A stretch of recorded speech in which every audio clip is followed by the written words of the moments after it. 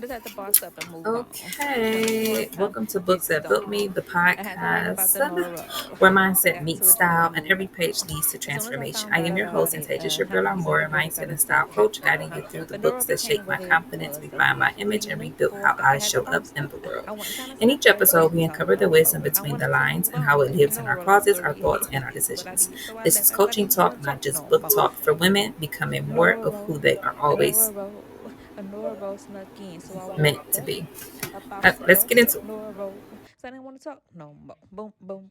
Nora roll of the story means get up, walk, switch, 1, 2. With my heels on and my feet cut out. I'm moving on, baby. I don't want to talk no more. No roll, no roll. So when I look back and you see nothing there, it's empty. No why, no roll. I walked out, boom, boom, boom. I don't want to talk no more. Boom, boom, a boom, boom. Norval, the story is you did what you did. Now you coming to me, but you know what it is. You knew what it was. Okay, so we're going to go right into quieting the mind and how silence strengthens feminine intuition.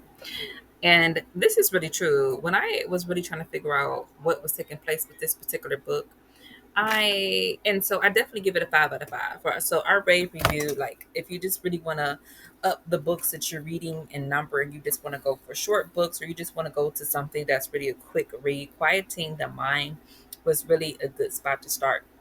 So, how silence strengthens feminine intuition. Well, it's almost like those perkly hairs that stick up on the back of your neck when you feel like something's getting ready to go on. And whenever I get really quiet, that's what I feel like is necessarily what's taking place. So that intuition is telling me that danger is close by. Somebody's getting ready to try and harm me, or my family members, or someone close to me, in order to make me feel sad or bad or depressed, or to make me feel traumatized or harmed or wounded or hurt. And I have those moments where I can enter into a meditative state in order to prepare myself for whatever is to take place. And that's always about how I can show up as the best person, regardless of what's taking place around me. And because we know that the Jakes are watching, we know that the Jakes are coming. My father used to always say that you can see people coming from a mile away. And that's really what it is. For an example, we got brand new neighbors next door, and the neighbors who just moved out and the ones who just moved in, they're pretty similar. So at first, it's almost like, oh, wow, yeah, I'm so happy that they're here.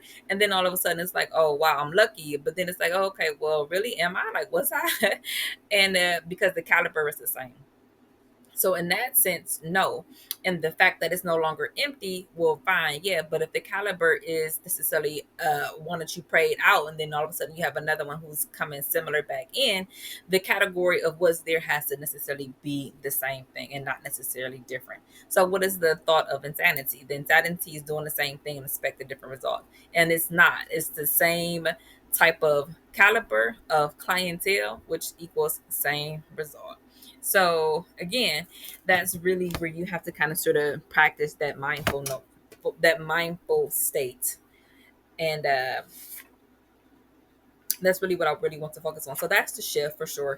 When I realize that we can have a shift that takes place in our life, and that's the real life tie-in moment when you really have kind of sort of that understanding there.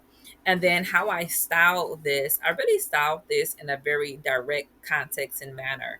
Was moving forward. I really, so when you really are a stylish young woman, you're not going to really focus on being stuck in the predicament that you find yourself. It's almost like what they consider quantum leaping. It's very similar in that nature. So you are constantly looking at the end goal. You cannot look to the left or to the right. You have to constantly be focused on your end goal. For an example, there's a young lady who I was coming from, I want to say dropping off my daughter at one of the daycares or one of her babysitters or something like that. And on our way coming home, I'd be tired, I'd be exhausted, I'd be running around, I'd be doing all these things. So when I'm ready to go and wrap up my day, that's really all that I'm focusing on. And you have women who are inconsiderate of those type of other thoughts and feelings of other women that are around them, which is the norm. And that normal for actually feeling as though you can kind of sort of just allow someone else to go where they're going in the same time and token as you are, is completely so simple that most of the time I find that women just won't do it. And as you traverse those type of waters, what happens and what takes place is that you will see that since they're so unwilling to behave this way, that it causes friction and chaos. And when you're in that mode, you're not focusing on having the silence and trusting what your intuition is telling you. You're too busy, kind of sort of ripping and running and unable to sit in your stillness for a little while, which is actually what is required to help you scale and continuously do what's best for you and yours and your family. And so now that you have that thought, because this is really mindset focused, so these episodes are really going to hit home for those individuals who are looking to up their ante when it comes to how they're thinking. And so you have women like that. And then you have women who are like, okay, well, since that's how you're going to go, I know now that I can no longer go this way, because you're constantly going to want to thwart the things that I'm thinking about. And at this point in time, I'm preferring to surround myself with women that are uplifting, who are uplifting enough to the point where when I leave your energy, I no longer feel drained, but uplifted.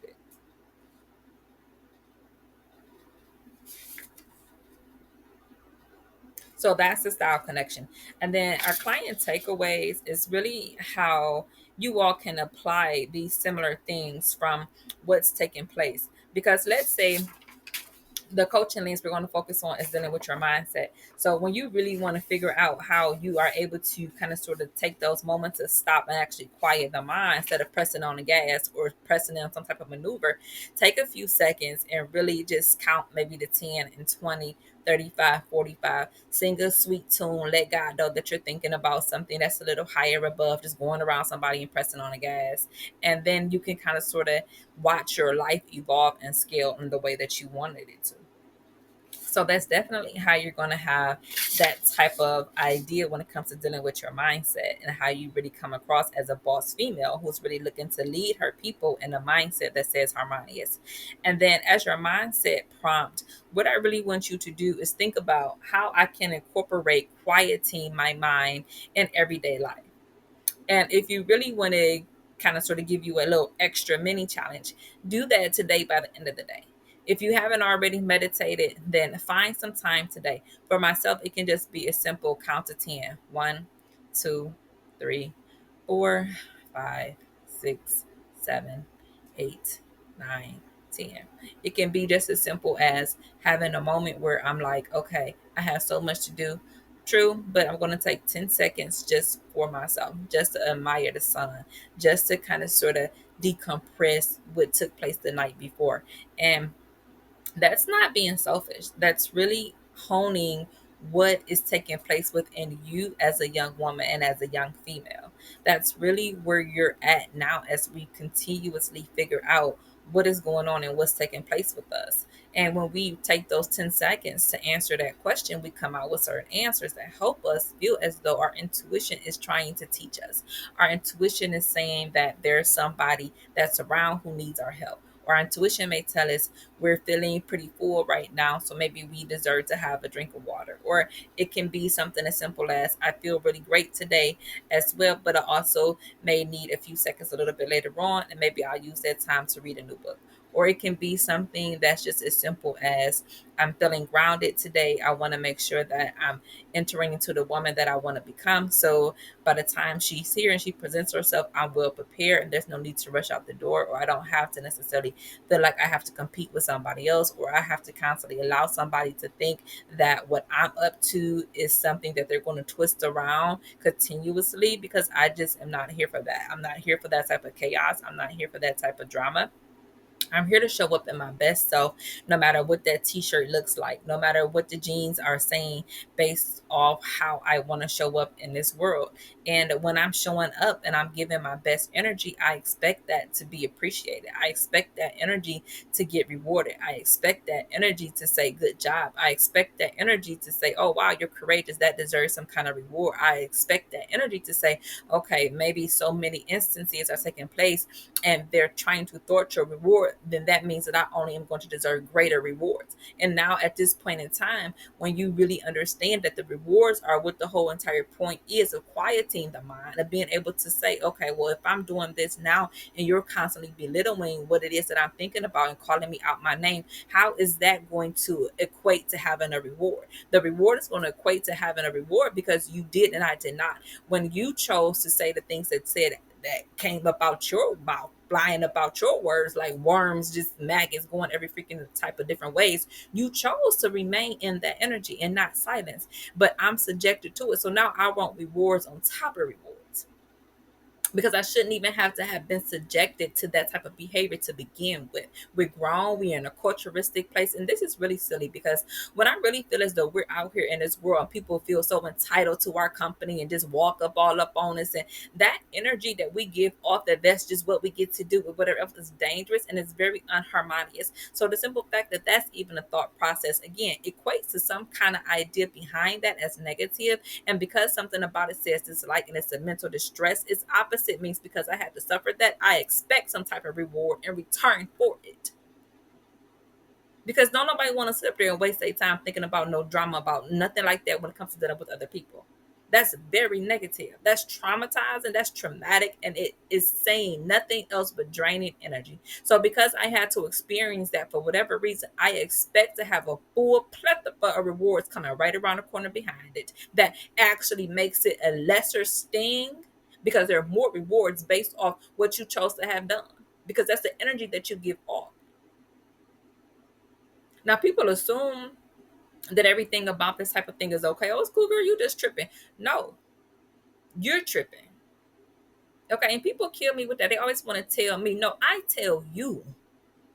You don't get to tell me every little thing that comes about your mouth, because most of it is rooted in lies and jealousy anyway. So now it's a waste of time, energy, breath, and it's so sad because COVID was just a real live spot that just had. So you just wasting all your breath, all your energy, all of this strength going on about things, and then all of a sudden your respiratory system can't even take it any longer. You wheezing, huffing, and puffing, and then you out of here. So that's really how some things are just kind of sort of maneuvering and manifesting themselves the way that they do. But at the same time and token, you really need to kind of sort of figure out what's going on and what's taking place, because it's not really that simple. I mean, silence strengthens your thought processes just in general. Every time you feel as though you've been wrong and you begin to meditate on why, you strengthen your thinking ability, your thinking patterns, your thinking muscles. And that's like having a cook who cooked the first meal, but after the fifth or sixth, seventh, eighth, ninth, 10th time they didn't cook it, they didn't master something else over and over and over and over again. Same thing with Thomas Edison. I want to say that he had to make the light bulb 10,000 different times before he found one that actually worked and lasted as long as they do now today. And that's the same thing with us as well. We can go on and on and on and on and on and on. And when we are doing these things that come across as impactful or wasteful, the proper answer, which is appropriate, is being so aware of your surroundings to the point where you are quiet. So your mind is sharp as a tack. It's keen. It's aware. It's picking up on receptors that people are putting out there as a telepathic communication. Probably they want you to know what's going on. Maybe they want you to listen, especially our ancestors. I'm not saying everybody do, because I know for a fact everybody don't always want to see you win. Okay, so you're gonna have to learn how to distinguish between the two, and you have to ask God for that wisdom to do so. To do that, to do a dream is going to take courage, and it's going to take some guidance from God. And if you don't have a relationship that's built off your knowingness because you've gotten close to God, you're losing your battle. And the more you talk about it, that's not going to help you win it and scale it. It's only helping you become more of a lesser ability to make it happen. So at the end of the day, you really want to have your own goals. That's really the most that I can say and I can tell you. In order to have your mindset really sharpened, your focus needs to be placed upon your goals. Your goals are things that you want to achieve, whether it's getting closer to God, whether it's having a wardrobe that really helps you come across as a strong, confident leader. If you really want to have some family members in your life because they really uplift you and they are really there for you, they care for you, they take care of you well, they are able to make sure your body is okay, they care enough to see how you're doing, to check in with you, to see if you're alive, That type of person is really about having a quiet spirit of confidence because I'm there for you. I love you. It's not always boisterous and so over the top and extravagant and just constantly in that mindset of hustle and bustle. Sometimes it's slowly done. And I don't appreciate going too slowly. I really don't. And sometimes I really prefer a nice medium pace, not slow or not fast either, but a nice pace. And nonetheless, I also don't really care for going fast, but I will prefer fast over slow. But I also don't care for going too fast either because you make more unnecessary mistakes than is necessary. And again, that's where that thought of prevention comes from. Preventing those type of thoughts from happening and taking root in place of the first place to the point where you feel like, oh, I can go back and redo these, but you cannot do that. That is where you have to learn how to prevent those feelings from popping up because they will take you over. They will take you down. They will take you out and they will take you over. All right. So I'm going to just go ahead on and basically just wrap this on up. Okay, so thank you for joining me for another chapter of Books That Built Me. If this episode shifted your mindset or elevated your style, leave a comment or review. Remember, you're not just reading books, you're rewriting the woman you're becoming. So wear your truth boldly, and I'll see you next time.